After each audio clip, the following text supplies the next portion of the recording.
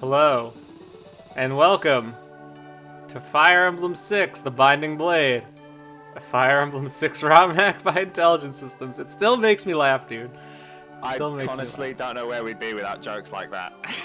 I mean, they've been working real hard on this ROM hack, and you know what? We have a lot of feedback and experiences to share. Yes, we do. I'm Pandan, and I'm joined here by Xenith. Hello, Xenith. Welcome. Hi, it is I. So we wanted to do something a little different today, since spoilers, we actually beat the game. Somehow. Go watch us do that before you watch this. Yeah, go watch us do that. I'm still... Here we go. Yeah. Yes, of course. Perfect music. Perfect music. So we somehow managed to beat the game, and we're going to talk about that experience. I mean, we didn't get the perfect ending, but whatever. Yeah, we still got the ending, I suppose. That's probably the ending that most people got first time playing the game, or at least Iron Manning it. Yeah, exactly. And you know what? I will say, like, I go back and forth on how much I like how FE6 handles its endings with, like, certain character deaths and guiding requirements to get, like, the extra chapters for the quote-unquote perfect or true ending. Yeah, it is a bit brutal, I think, in retrospect, but... It's brutal, but it also, I think, is encouraging for repeat plays and just getting better. Yeah, it's got replayability that a lot of the other games I don't think have that much outside of, like, here's a harder difficulty. Yeah, it's like, hey, if you play better, you can get more stuff, and it's like, I kind of like that. And Corel. Corel, yeah, we missed out on Corel. Sadly. But, Xenith prepared a few questions for us to chat as we kind of reflect on our run, and then we're also going to talk our journey, and then we're going to talk a little bit about each of the characters, pay respects to the dead, and then we'll take it from there. So, I figured the sound room would be appropriate backdrop for this. We're just going to go straight into the questions then. Let's do it. Cool. So, my first question for you, Mr. Pandan, is, what was your favorite and least favorite chapter to play on your end that you controlled? Ooh, favorite and least favorite chapter to play. Is it bad that one of the first that comes to mind is Chapter 7 as one of my favorites? Not at all. Even not at all. As a favorite, though, even though it went horribly. It was a favorite. It was... Okay. I don't know. I'm trying to think. I mean, just... Which chapters did I play? Because I'm thinking back to, like... You know, like almost, we're looking like 8-9 months back at this point, yeah, even longer for some of them. Back. But I would say that I really enjoyed, yeah, Chapter 7 was just like, it was really thrilling. And even though I played poorly, I think we did pretty decently considering how much I fucked up. That was definitely the chapter that I was on the edge of my seat. In fact, I wasn't even on my seat for a lot of that chapter. I actually stood up or like knelt next to my chair like, Pandan, please. Yeah. It was like, I think that was also the first chapter that was really like a wake-up call, because we had been cruising through the game at that point. We didn't have any deaths. Yeah, and then, seriously, it was real like shock to the system to see Saul get stabbed. Yeah, losing both of our healers, and then losing Noah, and then just like... And Sue was just the icing on the cake, really. It was just egregious, yeah. So, like, I think that was, like, really the wake-up call, and, like, kind of got me in the mode of, like, oh, shit, it's Iron Man. Like, we have to play this seriously. Yeah, and I mean, I think I'm really curious how it would have gone had I not fumbled and hit wait on the first turn, because, like, there's no wiggle room with the strategy. I think you'd have beaten it easily, I think. I think it was such a catastrophic, unfortunate error that it really just defined the entire chapter. Because we were always just one step behind the enemy, if that kind of makes sense. Definitely, and it just like put us at a disadvantage because you have so little wiggle room to get to track and Giro and thus Noah, and so by losing out in that first turn strat, you really kind of get screwed. So that was probably your favorite chapter. That was probably my favorite because it was like I probably felt the most alive during it. I think least favorite? God, I really hate the bridge, dude. I really hate... knew you were gonna say that. I knew you were gonna say Dude, that. the bridge, like, although, like, there was similar levels of carnage on the bridge, the way that it went about was just, like, so much less fun. Yeah, I know what you mean. And, like, I think it's a good, like, case study in, like, difficulty in Fire Emblem, where, like, Chapter 7's difficult because it's, like, you have to play fast to achieve these objectives and get everything done correctly, or else you get screwed. Yeah, well, like, sure. the bridge punishes you for playing too aggressively with the ballista, and then it's, like, you're kind of... You know, the ballista AI is inconsistent, like we saw with Lou's death. Like, that really pissed me off. Lou's death, I just... To be honest, Lou's death wasn't even the biggest tragedy, really. It was just Klein. But we'll get back to that later. We'll get back to that later. But that was just, like... That was, like... And it's like, well, Chapter 7 was like, this is a good challenge. Chapter 13 was a little bit like, this is kind of BS at some points. The only saving grace was Melody coming along. Oh, dude, without Melody, we would have been super screwed. I think she almost died, too, during that chapter. Probably, I wouldn't be surprised. But those two probably stand out most to me if I think about, like, my favorite and least favorite that I had to play. I mean, we avoided most of the guidance that probably would have taken the cake for chapters I wanted to avoid. So... I mean, Chapter 13 was the sort of death of the true end, wasn't it? Because that was when we lost Shiro. Correct. Which just meant that we couldn't get either the Sakai or Ilya guidance. Yeah, exactly. So let's see. What about you? What's your favorite and least favorite? For me, right. So I think in terms of my favorite chapter, it's probably got to be chapter 11. I think it's 11. Are you talking? Yeah, it is. It's the one where we got Echidna and Klein. There was something about that chapter that just made me feel so good about playing Fire Emblem. Like, it was partly because I think you did help me quite a lot in terms of, like, suggesting strategies and stuff, but I think in terms of that was probably the peak of me playing FE6, if that makes sense, that chapter. Just like the fact that we managed to get all of the guidance, obviously not all the guidance, but all of, like, the extra stuff, recruit all the characters, nobody died. Sure. It was just smooth sailing. It was really fun because, again, I love the Western Isles. I think thematically and aesthetically, I absolutely love it to death. So I think all of that just kind of made definitely Chapter 11 my favorite. Yeah, that's my personal favorite. I mean, I'll gush on about that chapter forever. I think it's the best chapter they've ever made, and I agree with you completely. It's very satisfying to get everything, and it's not easy. And so, I distinctly remember, like, how much fun that was, and I was really stoked at how well you played and that we were able to get everything without any deaths. Yeah. Yeah. Man, yeah, no, it was great fun. In terms of least favorite, that's a tough one. I'm gonna say I think the least favorite probably ended up being chapter 16, just because of how, like, it's not anything really a fault of the chapter. It was because of how badly things went wrong. Like, I had such a grand strategy in mind. I thought to myself, yeah, you know, this is going to be the one. You know, I'm going to get all of my mounted units to go up the right. I'm going to absolutely clear through. I'm going to recruit Hugh. Everything's going to be clean sailing. But then Percival bugged it all up for me. I just made I can't remember what exact mistake I made, but it just ruined the whole chapter. And I remember just feeling so just crushed after that. I was like, we lost Elen, and my strategy is ruined. So that was definitely, I think, the lowest point for me. What do you think about that? Yeah, I get that. I think losing Elen was really tough because he was such a center, like, he had been so clutch to that point.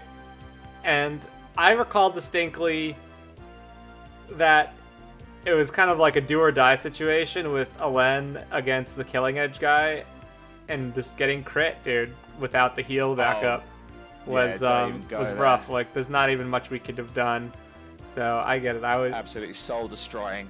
Yeah, and that chapter's just long too. That was probably one of our longest recordings because that map is so unnecessarily large. I think it was the longest recording other than the finale. Yeah. Because that chapter ended up being over like an hour and 45. Yeah. And I think none of the others even clipped like an hour 10 by that point. So that Yeah. one was, it was a marathon. Well, didn't we record like 3 episodes in that one day? We did do like a bunch in a day at that point, I recall. I remember that was when we predicted we were going to take that break for a while. I mean, we did, but it ended up being a lot longer than just a small break. Yeah, really. Oh, God. But, we got through it. But yeah, Chapter 16 was that rightfully rough. So I think those are good answers. Definitely rough. I realize this next question probably slightly overlaps with the last one, but what was your proudest sort of strategy that you managed to pull off? Let's see. I think this is a real good song. Proudest strategy? Oh, man. I don't know if I would say proud is the word, but when we sacrificed the green units to the ballista in chapter 21 or chapter 20, I felt really smart. I felt super smart, dude. Yeah, I agree. Just using them as coverage came to mind as like, oh god, like this actually it worked so well. It worked surprisingly well, and I felt bad about it. I'm trying to think, like, I feel like there really wasn't too much. I feel like we were playing, by and large, we played. Like, I don't think we turtled through the maps that heavily unless we absolutely needed to, but I turtled a lot early on in the very, very early chapters. I turtled a lot because I was super nervous about screwing it up. Yeah. I mean, that's just bound to happen, especially the early game where it's so unreliable. Yeah, definitely. It's tricky. That was before we even had Monster Lot on the case. Before Lot had broken out. God, Lot's amazing. But yeah, I would probably put that or like Garrett on the mountain in chapter 21, dude. Yes. That was it was funny because I just like started having, like, while we were ferrying people over, I'm like, oh, Garrett can just walk, this is great. And then it ended up working out perfectly that he was positioned to intercept those wyverns that would have just think about like how much just decimated the army pretty much. Oh dude, that whole crew would have been destroyed. And Garrett was able to distract, and it was wonderful. And so that was probably one of like the best like lucky pivots that we did, and was just like felt very satisfying. And I'm like, I will definitely do that in the future with Garrett. Did you ever play FE6 Iron Man again? Yeah, which we'll get back to later. But what about yourself, man? What were you proud of? So for me, I have 2 that I'm toying with. Ironically, the one that I thought of before we did this recording was similar to yours. Was when I sacked Sophia to make sure we didn't go to the Gaiden. I know that's not really a strategy, but I just think that was quite I don't know why I thought that was a tactical decision, but it worked out well. But in terms of actual proudest strategy, I think it was in chapter 18 when do you remember when we threw Melody out onto that village all on her own to soak up all the damage? In the Frozen River chapter? Yeah. Vaguely, yes. That I don't know why, but I just thought, like, it was such an on-the-whim decision. We were like, should we just put Melody here? We just put her on this exact one tile to stop the brigand from getting to the village. Oh, that's right. Yeah, that was clutch. Yeah, I enjoyed that. That was very satisfying, and see it play out as well. And I think if certain things or certain like hits had actually hit her, I think she would have died to the purge because the boss had a siege tome. Yes. We used Roy a bit there too, I recall, to soak up purge. Oh, he did. Yeah, we just sat him on the forest and hoped that he dodged. Yeah, that was. I don't know if it was intentional or not. I'd have to do the playback, but. Yeah, exactly. But I think that was definitely the one of my favorite moments. I think in terms of strategy. What's the next question then we got? So the next question is, what was your favorite unit that wasn't Lot? That wasn't Lot. Yeah, that's an important caveat. I was thinking about this morning, man. I was like looking through the roster, and it's a tough call. I think, honestly, and this may be a little bit of an outside pick, or maybe it's just like recency bias, but Neem, dude. Neem was so clutch and so much fun to use, and her utility was so welcome at the time. For sure, yeah. And she did things that no other unit could do. and it just, like, I think really helped with, like, the physics and the berserks and the sleep staff and just the things that Neem is able to do at that point in the game. It's just, like, really clever design. So welcome. It was like the intelligence systems knew that while playing their ROM hack that we would need a really good healer at the end, and they put her in the game just for us, I think. Yeah, Neem is probably up there. Who's really clutch. And also, dude, like, this is, I think, an obvious one, but I loved Marcus. I love FE6 Marcus so much. He's so much fun to use. And that was a hard death for me to swallow, but we didn't know, dude. Yeah. We didn't know, but we didn't know. We'll probably get back to that as well. We'll get back to that, but one, those probably two of my favorite units that we used that weren't Lot. Yeah. How about yourself? I think that's a good choice. So for me, I gotta be honest. I really liked using. I liked using Hugh. I'm not surprised at all. I think it was a bit of a point of contention because I had a lot of people who were having a go at me.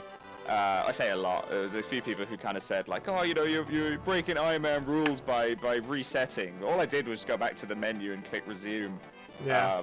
I don't know. It depends on how you class Iron Man rules, but the fact that, in my eyes, I was just abusing an unintentional feature in the game.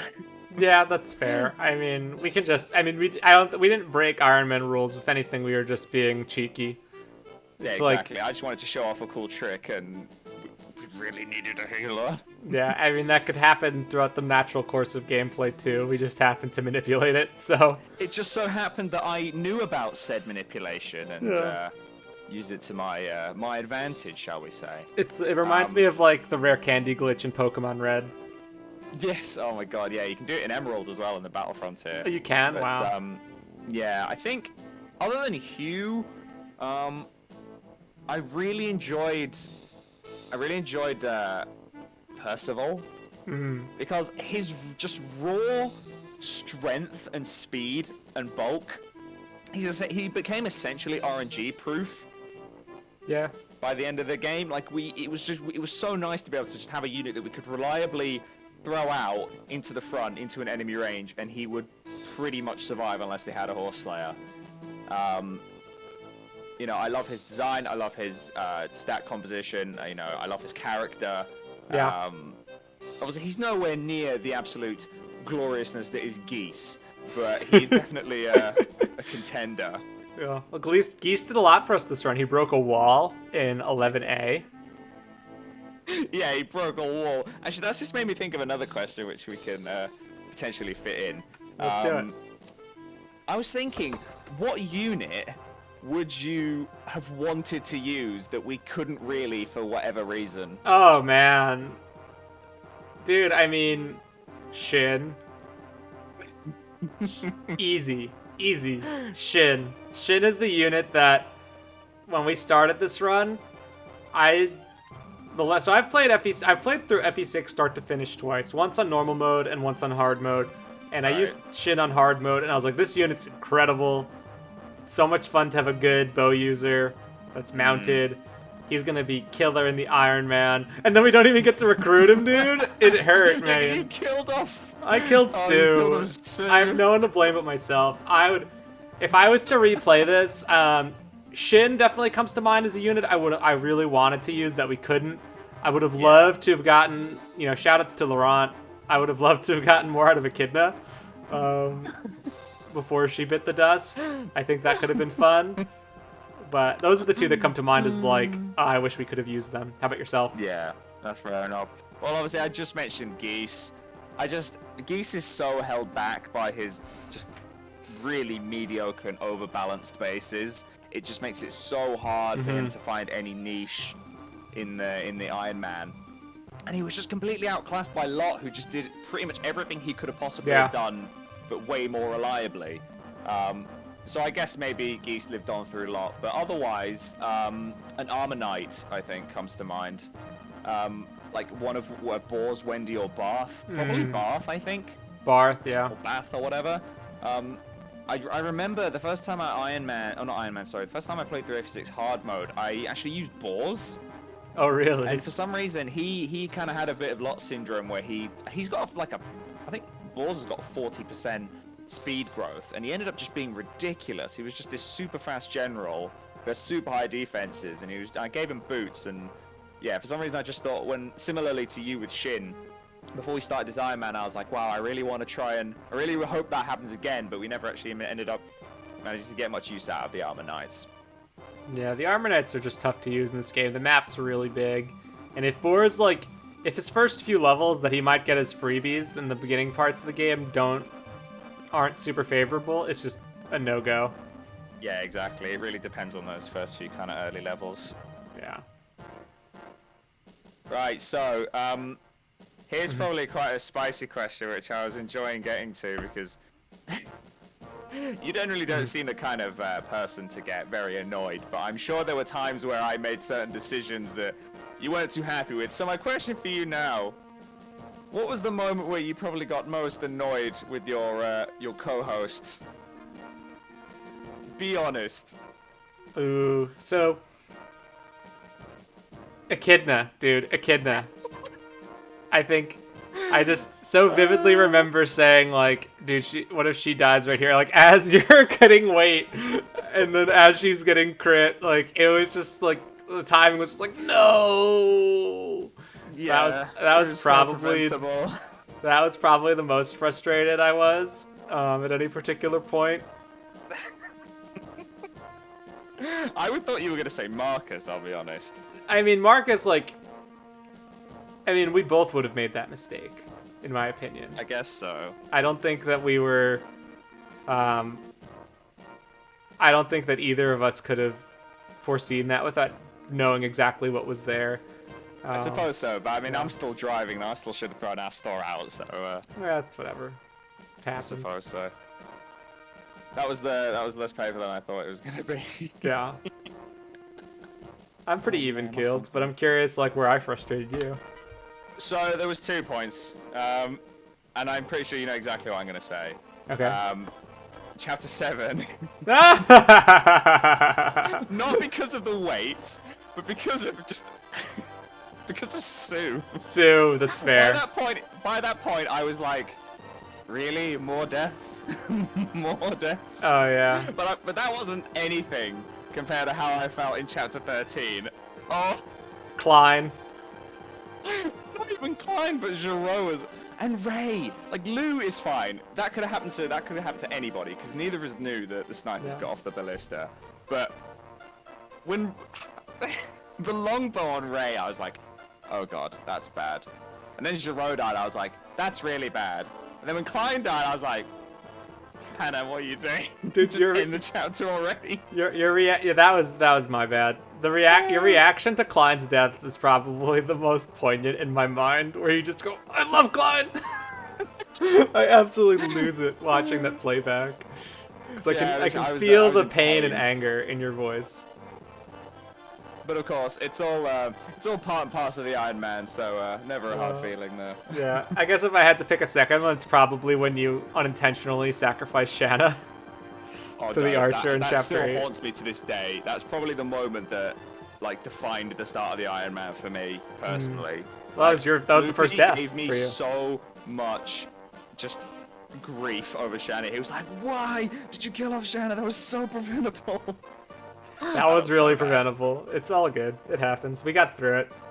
Of course, yes, and we are now here to live to tell the tale. We live to tell the tale. Of course. So, to be honest, I feel like a lot of these questions are overlapping, but if you could go and redo a chapter, a singular chapter, what would you do, given the circumstance at the time? Chapter 7, easy.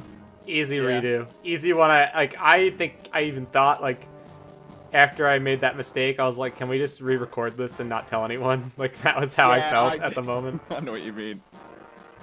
Because it was the first move on the first turn, but... Yeah, it was, like, so early. No one would have known, but we're honorable. We have honor for you. We are honorable. That's the beauty of this format, I think, really just helps with keeping yourself honest. Yeah, for sure. How about yourself? For me, I don't know, it's a tough one. I've got quite a few that I would redo just purely because I think the first one that comes to mind is chapter 9. Purely because of yeah. Marcus and Ellen. Yep. Because again, I did the exact same thing you did, where I accidentally hit the wait button right at the start. Or not right at the start, sorry, it was like halfway through when all the guys were at the left. And then obviously Marcus just dying to the halberd in the fog. I was just like, please, this is actually the worst thing ever. I want to just redo this. Yeah. God. All right. Yeah, and I was gonna say if like I had to pick a chapter for you to redo, chapter 9 was the first one that came to mind for me too. Picking for me, yeah. It was just, I don't know, there was something so just... We'd endured so many healer losses by that point. It just felt like almost like I was being cursed. We were supposed to have no healers for this run. Yeah, I mean, we managed to make it work, and we'll go. Oh, for sure, yeah. We'll go through all of our units, but I'm thinking, Xenith, let's make a cut here, and then we'll start a new video.